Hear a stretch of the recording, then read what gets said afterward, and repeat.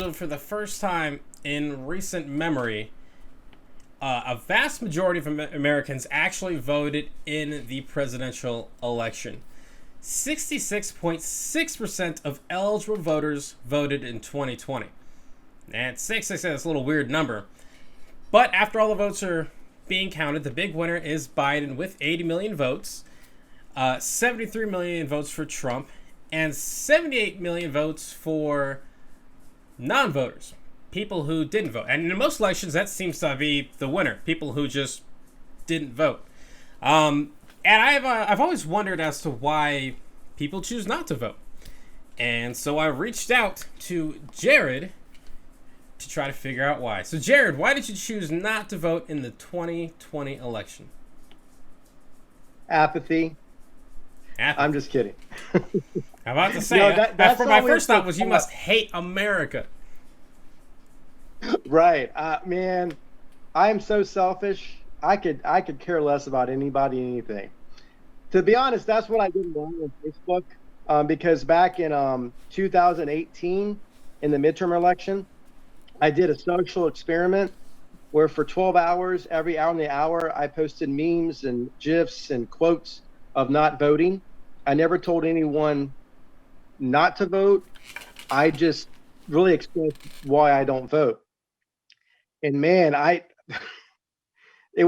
people were not shy. I was called a lot of different names, called unpatriotic. If I don't like America, get out. So this recent election I knew was going to be pretty intense, and I did the same thing. Yeah, there's a lot of that vote or die out there. Yeah, and so it's interesting of like the emotion in it.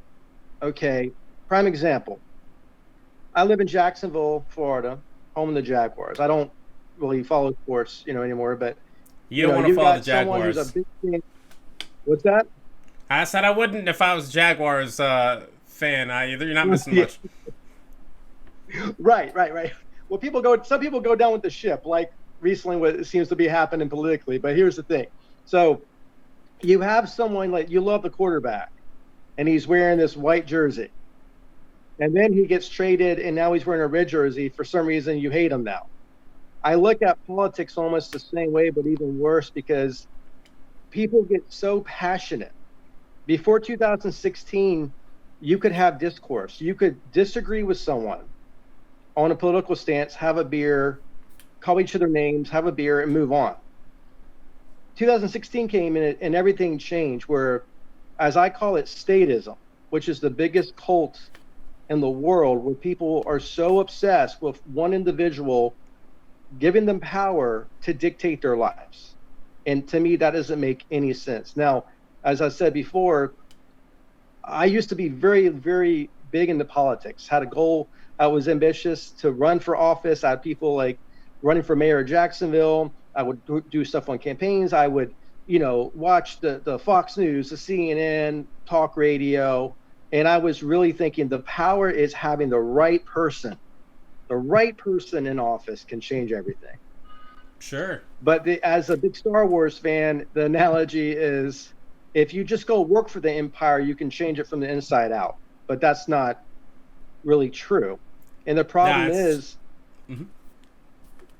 the problem is when you look at the power of the election, that the president only really can do two things. He can veto, and he possibly can start a war.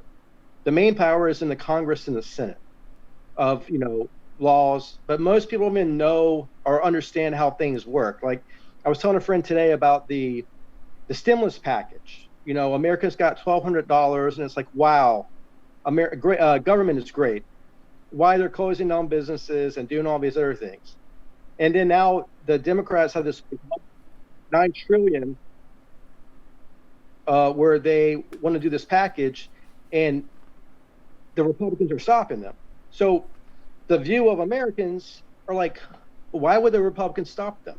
Because people think that 1.9 trillion is all going to citizens who are suffering.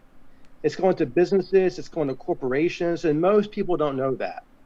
And I've learned more and more of how, and especially now, if with social media, if you just keep saying the same thing over and over and over again, people believe it. But the power of Sure. the state is a very dangerous thing, because in America, we're actually a republic compared to democracy. But the democracy is merely a voting in people to dictate laws and rules to us. And it doesn't make any sense that the bickering that goes on, thinking, I mean, think about it. I'm 43 years old. So I grew up in the Reagan, thing. Russia was the great evil, and then Sure. we move on and we came back to Russia again, and then China and Arabic countries. All this stuff was happening. But think about, for 3.5 years, most people lived their life. They're not thinking about anybody. They're not thinking about the president in a sense. They're not thinking about politics. There's something about those 6 months leading up to the president of the United States election, what everybody just gets so consumed in their person winning or their party winning. At the end of the day, they get elected. It's like, oh, wow. And then no one cares. Like, most people just live their life. But it is very insane that how you get dictated to if you say, I don't vote. I mean, to say I don't vote. So would you kind of say, would it be fair to say that you kind of become, I don't want to say disillusioned, but you're kind of like, you don't have the faith in government that your vote's really going to do anything? Well, it's not so much that they're not going to do anything. They're going to do a lot. And that's the problem. People look at government as their hope. They look at government as the light, at the top of the mountain that's going to lead them and guide them. This is the same government. The governments in general in the 20th century killed 21 trillion people. I mean, you're looking at, in our own country alone, when you look at the Day of Pigs, Iran-Contra hearing, we have a lot of evil in ourselves, but we always act like we're an innocent country. Now, my great-great-great-grandfather was Dr. Benjamin Rush. He was one of the signers of the Declaration of Independence and one of the founders of this country. So we left the tyranny of King George, and the revolution started because of a 3% tax on goods. So I'm thinking, how do we go from this like monarch dictatorship, and then we lead into the Declaration of Independence, the Constitution, and we fast forward to where we are now? The government has so much power. And Thomas Jefferson himself said that if the power that gets so out of hand, it's like you take a well-organized militia to remove them. I mean, that's the fact. He said that, probably, like, despite what Facebook fact checkers might think. But when we have so much power in one person, especially the fact that I live, in Jacksonville, why are all these people in DC dictating to me in my life, in my liberty? Because Sure. As someone who's an anarchist, and again, not blowing things up, someone who believes that freedom is living without government coercion, I don't bow down to a system that literally has ultimately the power and authority to come and take my life and liberty, which is what they've been doing. Yeah, for a long and I time. didn't know you were a descendant from one of the founders. That's a cool little fun fact there. But I would almost kind of wonder about that, is that, obviously the government was very different and when it was originally founded back in good old 1776. Well, I mean, a little bit later, after like the First Continental Congress, all that kind of stuff. But our Constitution and all that was obviously written, more than 200 years ago. So wouldn't it be kind of natural that it would adjust and change over time as the world has changed? Well, I mean, so here's the issue.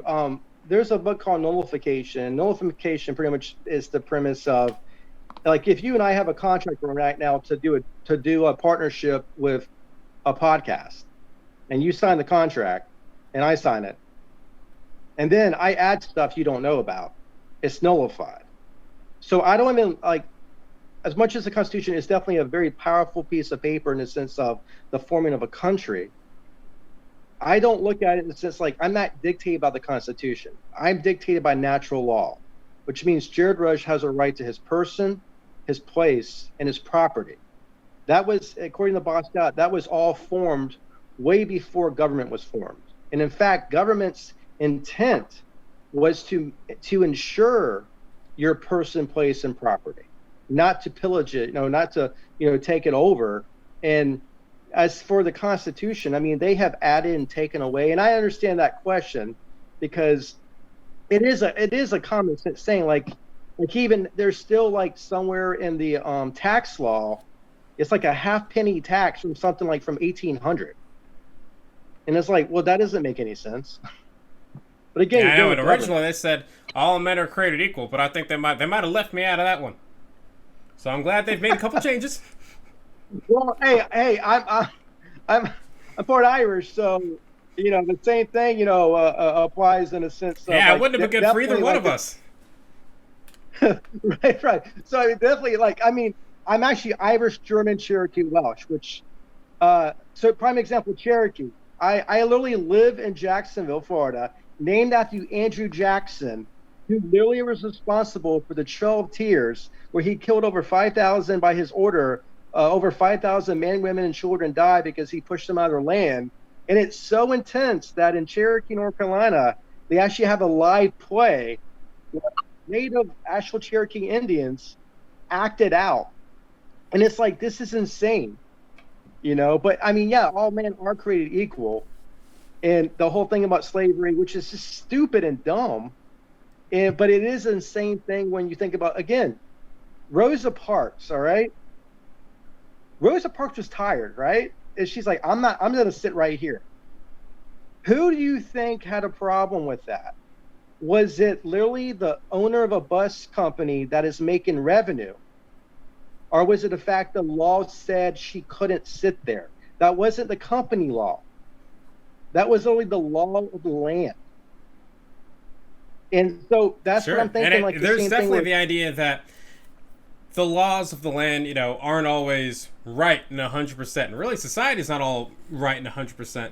You can see how the news or some things reported on, violence against African Americans back in the day, and it's not exactly the same kind of how they put things today. But in a way that the laws are kind of written by the people, in a way, wouldn't like voting be the only way to really go about changing that kind of system? Well, the thing about voting, you're still voting with force. Because prime example, let's say democracy. Let's say there's one more person on here, and you and I want to order a meat lover's pizza, and that person is a vegetarian.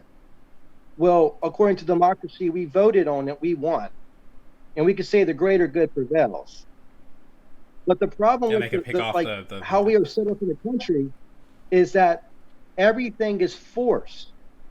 Everything literally voted on is force. You are dictated by the government, by local government, and it leads to the police state. Because prime example, if you don't pay your taxes, unless you're a congressman or someone really known or wealthy, if you don't pay your taxes, eventually one day someone will knock on your door and they will have a badge and a gun. And you can either comply, you can resist, and you probably will die. I mean, prime example with that, Eric Gardner, when he was killed on the streets of Chicago, strangled because he was selling loose cigarettes. Of all the things that have started the reality of these riots and this anger, that one is totally one that people need to look at it. He literally it was a call from the ANP that he was selling loose cigarettes. And it went back because of taxation, because he was breaking a law of the land, that he was selling something without having a business license. And think about that. How insane is that? Everything became about a race thing with him, but no one went to that cause. The original intent of why the police could even come and question him was because he was like, hey, you got $5 or $2? Yeah, I've got a cigarette. Oh, I want that $2 more than I want the cigarette. Okay, let's trade. Cost and benefit. The free market. Yeah. Government. Yeah, and I remember, that thinking about that too when that whole thing went down. Because, I mean, for me, I think people were very... I remember people talk about, why really someone should die for selling cigarettes. I mean, that's just, it's just ridiculous there. And it makes no sense to me.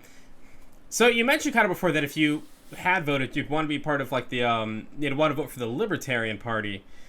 And I'm not a constitutional scholar. I'm not an expert on voting and all the laws and all the stuff there. But I do think that if the Libertarian Party was able to get like 5%, I believe in the presidential vote of any election, they'd be eligible for federal funds that could kind of like help them get more fundraisings to get out there more and maybe help break this kind of the two-party system.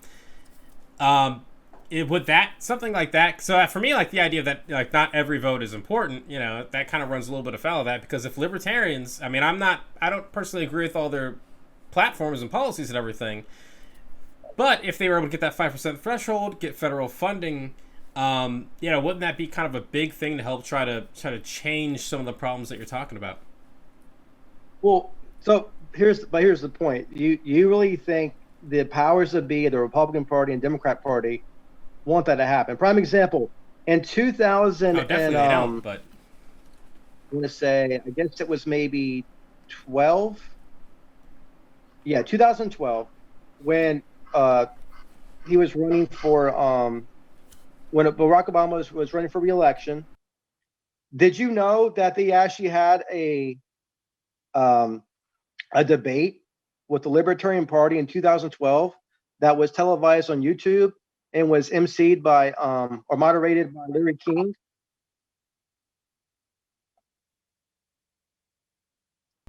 Oh, sorry, I muted myself. I had no clue. That's crazy. Okay, so here's what's funny. When I saw it, the first question Larry King asked these 6 or 8 people, like Ron Paul was up there, some other people, Gary Johnson, the first thing he asked, if you were president of the United States, would you legalize marijuana? And they all said yes. So could you imagine in 2012, if they had that on NBC or Fox or CNN? I mean, come on. The same people who just vote party line would be like, legalize marijuana? I'm not going to get busted anymore? I mean, come on. And that's the thing. Yeah, I mean, listen, it's been interesting to see how the major parties have come around to that. What's that? Well, yeah, it's been interesting to see how, I think Biden still calls it like the pot. But I think he's open to legalization. But yeah, it's one of those things that, like, why didn't that happen? I mean, I know why that didn't happen years ago. All the kind of fear mongering there, but that's what I mean. Like having, again, I don't really agree with a lot of the stuff with the Libertarian Party. I had a friend who was kind of going around with George Jorgensen and stuff, so I heard some stuff all about her campaign or policy stuff, and it sounds a little crazy to me. But yeah, it's interesting to have like a third party in there. And the only way we're going to do is if people vote for that third party. Well, yeah, so I get it in different ways, but then you're still looking at the same issue. Like, I think it would be awesome to see a debate with a Democrat, a Republican, and a Libertarian. Because majority of Libertarians would destroy them because of their stance on civil or civic freedoms and civil freedom and all that stuff of like being able to live your life without government coercion. Like Ron Paul. I mean, that guy has been legit. I mean, he's the bipolar of Bernie Sanders, who's been all about socialism his whole life. Ron has literally been about, you have no right to tax people this much. You have no right to dictate their life, their businesshood, their property. I remember Ron Paul. It's interesting. He, I mean, he really kind of was, the Bernie of his time back before when he was, a senator, I should say. Yeah, on the opposite end, and then look at his freaking son Rand. Same thing, where he's still fighting the good fight, and it's weird. He's hated a lot by conservatives as well as Democrats because, like, literally trying to come against the Federal Reserve, about all this insanity of money. Like right now, this is the first time in the history, from my understanding of America, that our debt has outgrown what we actually have because of everything. And it's one of those things, it's just a never-ending battle. But again, the reason it's like force whoever's in charge, because the law of the land dictates what you can and cannot do. I mean, like, prime example, when you think you live in a free land, I mean, it's freer than China, but when you literally buy property and you decide to put a windmill there and create your own water system and go off the grid, legally you cannot. There's been multiple cases and lawsuits of people literally who bought their own property and wanted to live off the grid and be left alone, but they're not allowed to. People getting raided for collecting rainwater or creating their like organic milk, and it's like, this is insane. And like, why would I keep participating in the system? And then one of my favorite quotes by the old Reverend theologian G.K. Chesterton, he said, "The lesser of two evils is still evil." So in my good conscience, how in the world can I justify voting for evil that's light evil? And my analogy is this: like, one time I brought up in 2013 or 14, America just surpassed China in the prison system. Like, I think we had like almost 2.5 or 3 million American citizens locked up in jail. And my friend goes, "Well, 2.5, but hey, at least we're leading the world in something, right?" What's that? Yeah, I think it's 2.5 million, but at least we're leading the world in something, right? Yeah, go big or go home, right? But so I said to them when they made the comment, said, "Well, in China they'll kill you and torture you," and I said, "Here's my analogy on that. That's like if I go to a bar and there is a woman there, and I start talking to her, and then I grope her and I sexual harass her verbally and get handsy with her, and then I walk away. And then I go to a different bar and I rape the woman. Guess what? They're both bad. One is just a lot worse." So when we always justify our foreign policies, when we justify the sense of things compared to this, like compared to bin Laden, compared to China, it doesn't justify that we still have evil. And this evil continues to happen because people keep voting for people are lying to you. And it blows my mind. Like, I cannot comprehend it.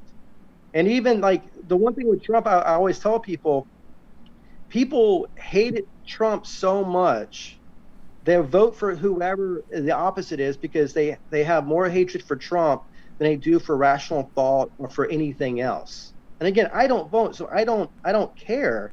But there's also this philosophy, like locally, there was when it came about the amendment where people got, in Florida, they're raising minimum wage to $10, and by I think 2024, 15. Well, I definitely disagree with that. But when I made a Michael Scott GIF of him going on the Channel News site, my one friend said, "Well, LOL, you didn't even vote." And I'm like, one has nothing to do with the other. Understanding where policies and things can happen, again, by force, because my philosophy was, why is that even on a ballot to choose these things? And again, lesser of evils. I mean, government, all they do is they panhandle to all these people, and they just say words. And people are like, "Oh, he said better words." And then they get in office, and what do? They don't. Again, the president is just a figurehead, and it's just a very sad situation. So why in good conscience would I literally say this time will be different? Yeah, I'm curious as you say that. Is there like, and it sounds like, okay, you're seeing all this kind of really voting as like a sham and not making real change. And is there like a candidate? Is there anything that would change that? Is there any way that you could like see yourself voting again in the future? No. I mean, I think what's going to change is when people just stop voting and people stop buying into thinking this person is going to be a mega god. This person is going to be the Superman who's going to save them, or the Superwoman. Because, I mean, even recently, when Harris was on Steve Colbert, and he called her out about how she called all these names and called Joe Biden a racist and a rapist and all this stuff, she really looks at him and says, "That was a debate, Stephen." And I'm like, what? And this is the thing is, like, this is the first, I would say in the last 4 years, this is the first time all this evidence, like stuff that used to come out as we found out in 2007 this happened. This has happened for our very own eyes, and people are like, I don't care. Anybody's better than so and so, or are they going to change and make things different? And that's what's crazy. Like Joe Biden, 40 plus years, 40 plus years. And you think about when he says, well, if you don't vote for me, you're not black. I'm like, wait a second. Like, if people I talk to who vote for him, like, they play it down, go, well, yeah, that's not cool. But I'm like, but what? If he's acting this way when he doesn't have his finger on the button, what the hell do you think is going to happen when he gets into power? Yeah, and I definitely agree that I think people were more voting against Trump than for Biden. And you kind of look at the political divide among people now, and it seems like it's just getting worse and worse. Oh, and it is. Yeah, in a lot of ways, I think that even though more people voted in this election than any other election in my recent memory, I think the highest participation since like 1900. You wonder how many folks are going to get like disaffected with the process when there isn't kind of like the change that they're really looking for. Yeah, well, the only thing that they're going to be getting is loose change. And what's funny, when I see, when I would drive by and see people with the signs, I'm like, shake that harder, shake that sign harder. It might make me go vote. Because I used to be that guy. I used to be the guy out, vote, like, getting people to vote for my candidate that was helping their campaign. But to me, one of the most insane things is how no matter what happened, it technically does. It only affects your life when more power goes to the government. It only affects your life when more opportunity. And literally, when you start electing people, you choose to vote. Like they say, I am part of the problem because I don't vote. Like, they always say, if you don't, like, people die to give you the right to vote. If you don't vote, you're dishonoring them. Well, so during my little social experiment, I posted and said, everyone says that if you don't vote, you're dishonoring them, but no one ever says, if you vote for this person, you're going to be killing people, because they could be a warmonger. They could be one that's already got back deals to go invade people, and soldiers were going to die. And it's like, you can't really have these conversations because people just get angry. I mean, what I did recently, Peter, is on my birthday, June 2nd, when I turned 43, because I was already having people unfriend me and block me, I have a spreadsheet. And every night I mark it. I'm at about 170 people have unfriended me, blocked me. Oh, wow. I had my first death threat. I was told that I was racist and I should be hung, mutilated, and burned. And then two people I worked with actually threatened me with violence if I ever return to St. Pete, Florida. And I just shake my head like, this is insane. Like, yeah, some people do take that whole vote or die thing a little too seriously. What's that? I said, yeah, I guess some people take that vote or die thing a little too seriously. Well, this was even vote that. This was just a funny meme about cancel culture. It's like, I love it. Like you don't like my funny posts about cancel culture, but you tell me I should be hung, mutilated, and burned, and I'm racist. It's like, good grief. And that's another thing. Like I've lost jobs at a film I was going to be doing next year. The director, who was also my friend, not only did he, and this was about a mask mandate post I made about the government and forcing stuff on you. He deleted me and blocked me on his phone, and I'm like, this is crazy. Like, there is a line happening now in society that as long as you vote this way, you protest this way, you do it this way, everything will be fine. But that's not rational. And I can't in good conscience ever vote again. I can't in good conscience go, okay, they might do it better this time. I mean, again, look at someone like Joe Biden. Was minus his vice presidency, the only thing he's really known for is the crime bill, which did not go good for, as you would say, your people. It's crazy.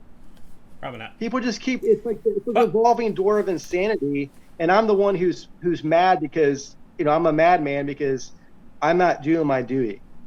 Do your civic duty. Because that was the whole thing I kept seeing that Tuesday. I did my civic duty, but it's like, really, did you?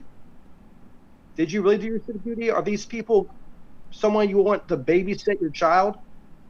Are these people you want to watch your hang out with your girlfriend or your wife? I don't know. Everybody's got different answers. I don't know. I mean, I do wonder which one of them I'd want to get a beer with, but I do say, Jared, man, it has been interesting talking to you for sure, and I appreciate you coming on, and I am sorry that you've gotten like such a negative reaction to getting death threats and stuff. That's just kind of a shitty thing. That's just not a good thing for anyone to do for any reason. That's true, but the problem, and like I said, after 2016, I mean, and it wasn't so much Trump, just the Trump euphoria that happened. That is, I think it's an actual term now in psychology, where people have really mentally gone out the door, and they can't have a conversation. Because, like, here's the thing: is when you call someone a racist, I always say, well, what is that? Why are they a racist? And I'll go like, what is racism? What does that mean to you? What is a racist? Because until you understand their worldview of the terminology, sadly, they could be thinking some bad things. But think about it, this is the next generation. These are the next people who are going to continue this fallacy of government. These are people raising kids. These are people saying these things. Like, even when my little nephew is telling me things his parents tell him about, well, Biden's going to do this and do that. I'm like, no, he cannot do that. Technically, it has to be voted on, or it has to go to the Senate. I mean, he's not a warlord if he becomes president, but it's like right here. But my main goal is to learn to just seek out the truth.